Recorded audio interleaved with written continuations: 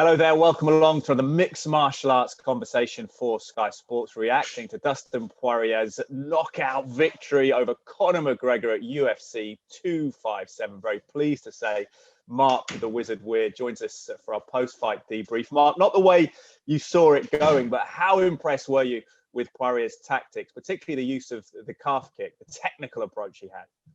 Yeah, very good. I said, maybe that kicking, keeping him at a distance. But the point is, Conor's good at catch kicking and hitting. He tried it a few times, but obviously they made an impact on his leg.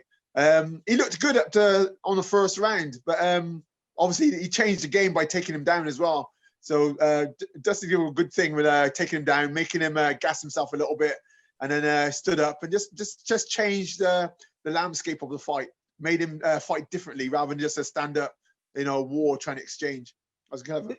Is it more difficult for Conor to check those kicks when they're coming from a southpaw stance than he would do against an orthodox fighter?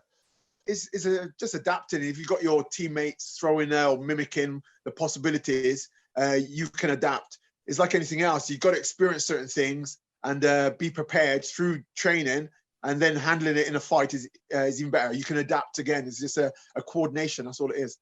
On the subject of kicking, do you feel Conor's become too much of a boxer? No push kick in there? Was there not enough variety from him in offense?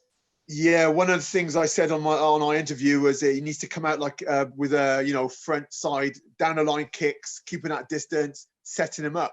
He didn't do any. I think he did 2 kicks in total. That was strange. If you look at the comparison, the last fight, he came out, but when I see the interview, he says that he was trying to get his comfortability. He wasn't, because he hasn't been there for a while. He's trying to get that bearings, which is a bit late to at this level as well. Yeah, what do you make of his demeanour? Obviously, post-fight, not uncommon for fighters to be hugely respectful, but you've been talking to me both in the preview and off record as well about your concern for his demeanour pre-fight, because that respect, that sort of camaraderie with Poirier continued through the build-up, didn't it? You were concerned about that. Yes, if you got 2 guys coming to the gym as an instructor, one of them's got a bit of a chip, a bit of a bad attitude, and you got someone who's very polite. If they hit you and they go, oh, sorry, and they're apologetic. If the 2 were to fight, guaranteed the one who's more aggressive and it's got that sort of like chip on his shoulder, he's going to be the more technical, the better guy. He's going to progress faster. Now, to fight, you need aggression. You need that bad intent, that ability to not to kill, but to act like you want to take that person's head off. And but if you come in and you're all passive, it doesn't get the right testosterone, the right mood, the right frame of mind. And Conor is there. He's saying that he's going to contribute to his charity, shaking hands, and he's being Mr. Friendly. This is stuff you do after the fight, not before. And it calms you down. He had his family around him, which my family can't be around me the week before the fight. No way. You know what I mean? It's like, I'm just so aggressive because I'm trying to get into that zone, that focus. And if Conor can't get his focus back and that zone and that, he's never fought under that sort of circumstance. He's always been the person mouthing off, antics, climbing over the stage to get to you. How can he suddenly fight in a different format, a different person? It's not the same. Yeah, he's a family man. He's got kids. I think he's got another one on the way as well. How difficult is it when you become a family man? Do you have to compartmentalize your personas in a way? Do you feel that going from a hotel to the cage, is that such a short turnaround for him to get into fight mentality? I'd never do that. I'd never have my family around me getting ready for a fight. No chance. If I fought, I fought in America as well, WEC back in the day. I would have my family around me. I would always say goodbye. Like I said, my wife got to a point where she disappeared to my mother and father-in-law's house because she couldn't be around me. And she said she wants me to win, and she don't want to calm me down. She wants me to be aggressive. She knows I fight better because I'm technically Mr. Nice Guy, they call me. But leading up to a fight, you can't bump me. You can't. I'm just so edgy, and I know what it takes. I switch. I do change my mindset leading up to a fight, and I know it makes me better. I couldn't be the normal person I am and fight and still try and take someone's head off at the same time.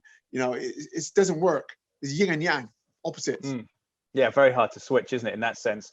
What do you make of his extreme success outside of the cage as well in his business ventures? At some point, does that start to take maybe not a physical drain on him because he looked in fantastic shape, but just a mental energy, a lack of focus. Do you fear that perhaps those business interests are detracting from his MMA performances?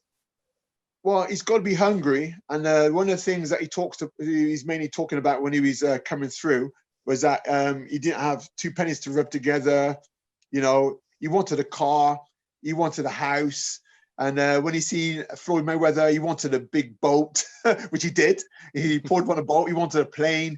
You know, he's got everything he wanted to achieve. He's got his own whiskey. You know, what else is there for him to do? Now, the only thing is to create a legacy. He needs to focus on why he's fighting and what he wants to achieve. If he hasn't got that hunger or that desire, there's a desire, main thing, a focus to aim for something, he ain't gonna. I don't think the old Conor will ever come back, and I think he's gonna do more damage to his reputation and what he's done, you know, in the past, and destroy it now. And everybody will always focus on the way he is now. There's people coming through, just starting to watch MMA, and if they see him performing the way he is now, they're gonna think, oh, he's not that great. And the thing is, people have got short memories. They say people don't have long term. They look at what's happening now, and as my kids are growing up, they're only watching the fighters of today. They don't remember the ones of the past. Do you think psychologically it's more damaging for him that he lost a stand-up fight as well, because his previous defeats were submission? That he's lost against a guy who was taking him on at his own game. I admire him a lot. Yeah, what he talks about, the way he approaches the game was amazing. Now, for a man of that, I can say persona, the knowledge he's got, to suddenly change and have family around you, it doesn't make sense. He should know that what makes a person fight and what gives you longevity. You know, it's like I think the hunger's, you know, break it down. I think he needs to, like the old Rocky movie. It's so easy. You look at Rocky, what did he do? He dragged him out when he lost in Rocky 3 and put him back down to down and out, rough gym. He says, look in the eyes of those guys. They're all hungry, aggressive. And it's like, and he made him train in this dirty, rundown place because it made him feel like he had to achieve something. And I think similar to that, you know, I know it's only a movie, but there's a lot of reality in that. He needs to go back to how he was and remember what made him fight and train so hard. Yeah, Dana White has picked up on that. He says he wants Conor to come back hungrier or he is done. What are your thoughts on that? And when you look at the hunger, do you have to recalibrate your goals? Because it was material success up front when you come from a working class background, like a lot of fighters do, or even lower than working class people without any money at all. Do you feel that you should have to set a new goal? Is the goal, you mentioned Floyd Mayweather, does the goal become legacy? Does it become all-time place in the history books? Yes, it's legacy and all time, because as you know, all time is a moment.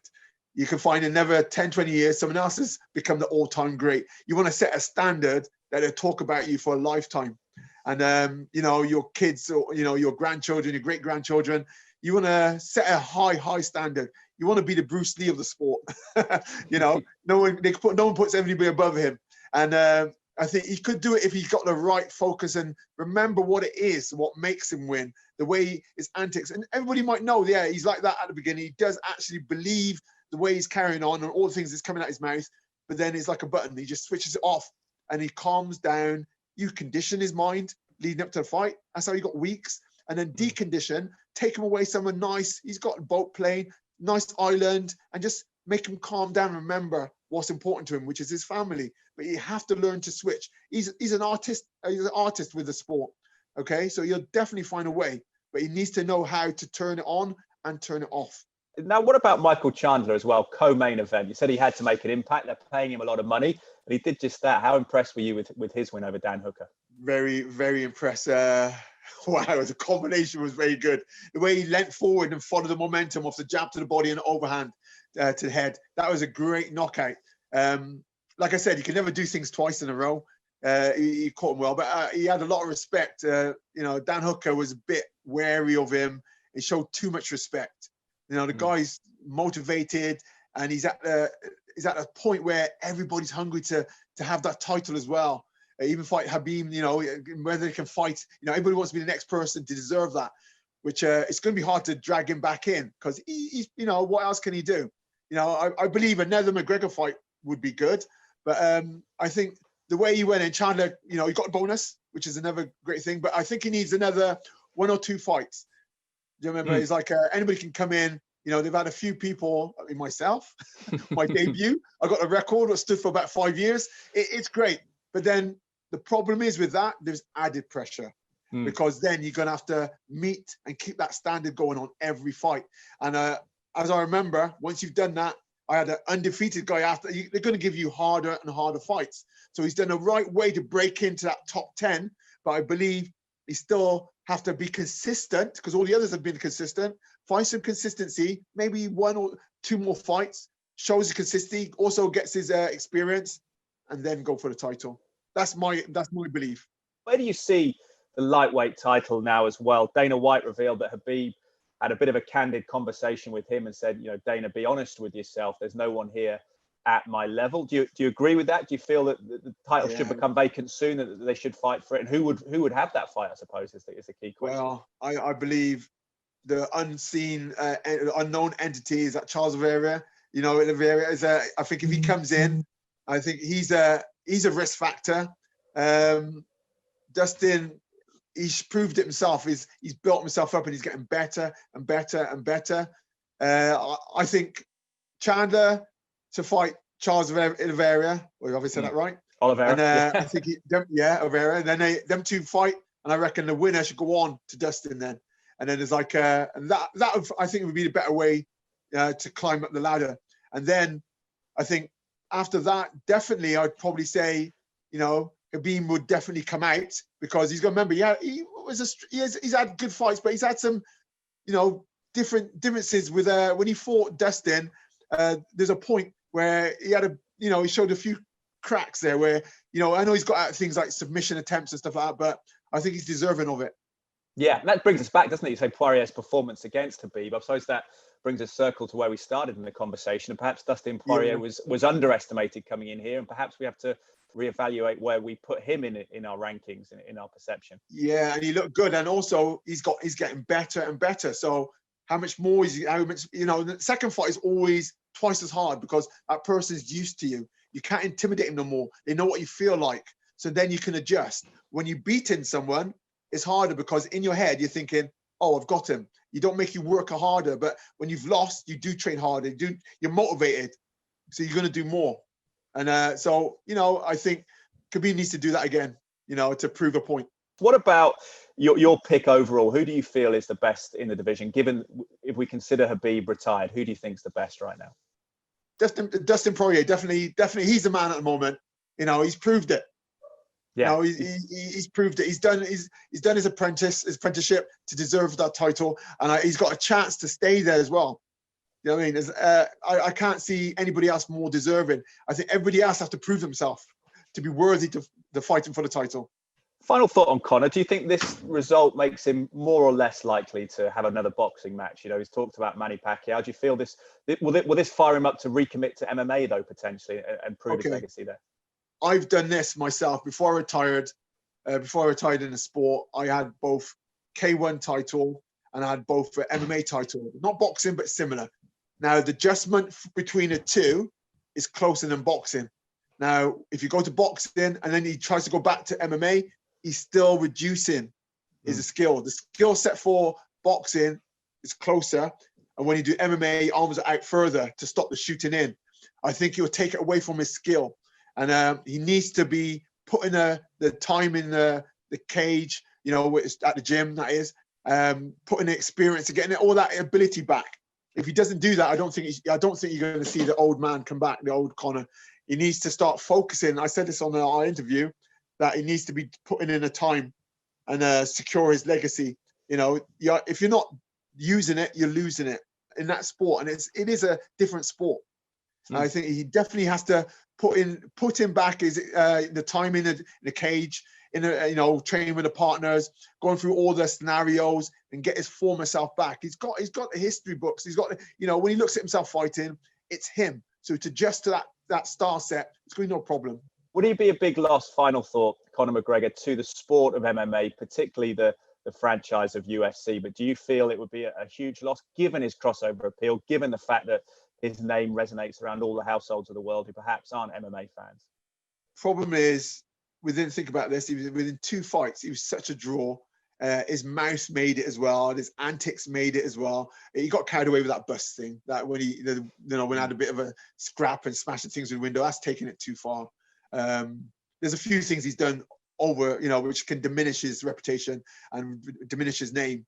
But it's just initial. Everybody knows. One of the greatest boxers of all time was a mouthy Ali, and he was the nicest guy, they say. But when you're fighting him, I'm sorry, he rubs you up the wrong way. He says the wrong things. But then they said after, he was Mr. Nice Guy. And they said the guy was so considerate. So that's what he's got a role model. He can be nasty. He can get his aggression out. He can get a person's head, which is part of fighting, and then switch off and be, the Mr. Nice Guy after and be the person for the sport. But the worrying thing, you said, if he retires and steps back, who's going to take this? Who can take this position? It's just like when Ronda Rousey, when she left the sport, there was a hole. And now there are women coming through now to fill that void. But if it does happen, it's okay. We're going to have fighters there, but you want someone who's a whole package, who's marketable, who can sell, who put butts on the seats. There will be someone else, but it'd be nice to have 1 or 2 or 3 people there. MMA deserves it. It's such a complete art. I think it'd be nice to have a few people like that. A few people has role modeled Conor and the way he's got there, and they are doing very well. But you want someone who, who can actually talk the talk and walk the walk. Absolutely. Mark Weir, pleasure to have your company over the fight weekend. Thank you very much. Thanks a lot. There we have it then. Fantastic to get the thoughts of former UFC fighter Mark Weir. For more MMA content, please head to skysports.com. We'll be back again soon. Goodbye for now.